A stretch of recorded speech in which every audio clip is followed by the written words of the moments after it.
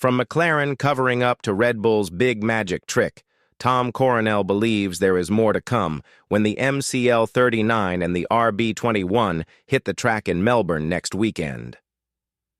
Rappy, although the fastest time for the test went to Carlos Sainz in the Williams, McLaren had the best pace over a long run, with Helmut Marko suggesting their advantage could be as much as 2 or 3 tenths.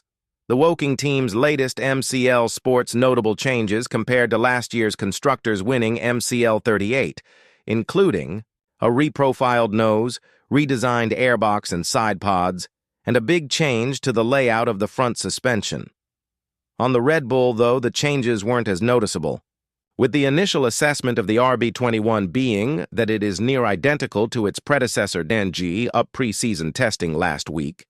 McLaren left the Bahrain International Circuit smiling, while Red Bull admitted they had work to do. Dutch pundit Coronel says don't be fooled by that, as he believes many of the changes are hidden from outside view. This is the big magic trick, he told Racing News 365. But of course it's about what happened there. That's where 90% of the car is. I mean, the rest is just a cap on top. There's still a lot to come out. A lot is still going to come out from Red Bull. A lot.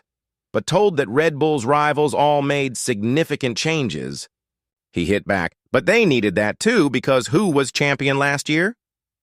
Although Verstappen did win the title last season, he went through a winless streak that extended to 10 races before he returned to the top step of the podium in Brazil and wrapped up the title at the race in Las Vegas.